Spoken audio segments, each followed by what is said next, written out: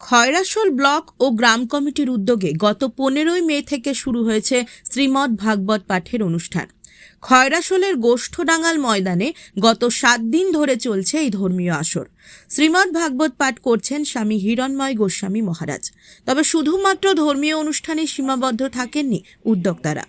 ছাত্রছাত্রীদের মানসিক বিকাশ ও সঠিক দিশা দেখাতে আয়োজন করা হয় বিশেষ মনোবিকাশ শিবিরের।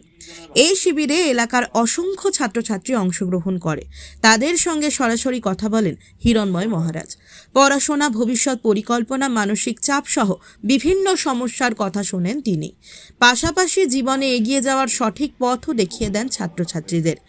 এদিনের অনুষ্ঠানে এলাকার কৃতী ছাত্রছাত্রীদের সংবর্ধনাও প্রদান করা হয়। তাদের সাফল্যকে সম্মান জানিয়ে উৎসাহিত করেন উপস্থিত অতিথিরা। অনুষ্ঠানে উপস্থিত ছিলেন দুবরাজপুরের বিধায়ক অনুপ সাহা, খয়রাশোল ব্লক আধিকারিক, খয়রাশোল থানার আধিকারিক সহ এলাকার বিশিষ্ট ব্যক্তিবর্গ। ছাত্রছাত্রীদের সার্বিক বিকাশ এবং সমাজকে ইতিবাচক পথে এগিয়ে নিয়ে যাওয়ার লক্ষ্যে এই উদ্যোগ বলে জানিয়েছেন উদ্যোক্তারা। মনোবিকাশ শিবির নিয়ে কি বলছেন ছাত্রছাত্রীরা, শুনে নেব তাদেরই মুখে। প্রদীপ দাসের রিপোর্ট, নিউজ বার্তা।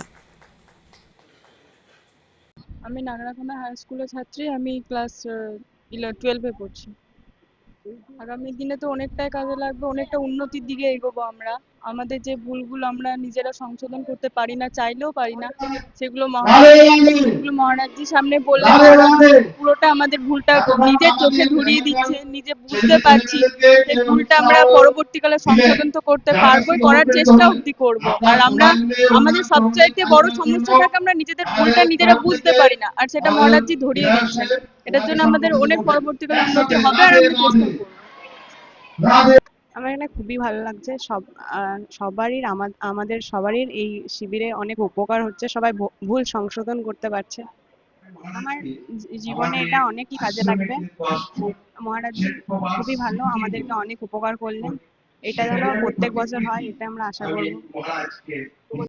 আমাদের এই যে শ্রীমদ্ ভাগবত পাঠ অনুষ্ঠান খয়রাশোল গ্রাম কমিটি তথা খয়রাশোল পুরো ব্লক এবং অন্যান্য ব্লক নিয়ে তাদের সহযোগিতায় আমরা এটা 3 বছর ধরে আমাদের এই শ্রীমদ্ ভাগবত পাঠ অনুষ্ঠানটা চালনা করতে পারছি সকলের সহযোগিতায়। এবং বিগত বছরেও আমরা এই মনোবিজ্ঞান শিবিরটা একদিন করতে পেরেছিলাম। এই বছর সেই মনোবিজ্ঞান শিবির মহারাজের সৌজন্যে সেটা আমরা 2 দিন করব। আজ প্রথম দিন এবং কালও এই মনোবিজ্ঞান শিবির ছাত্রদের নিয়ে আমরা করব।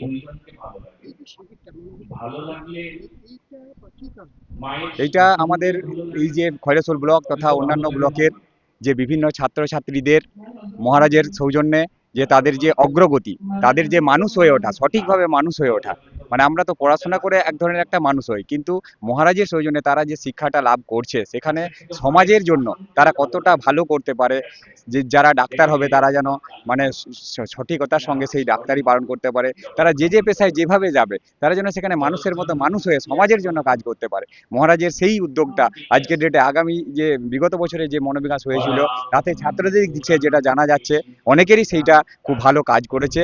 আমরা আশা রাখি এই বছরও যে 2 দিন মনোবিজ্ঞান শিবির হচ্ছে এই ছাত্রছাত্রীদের আগামী দিনে জীবন গঠনের ক্ষেত্রে খুব কাজে লাগবে।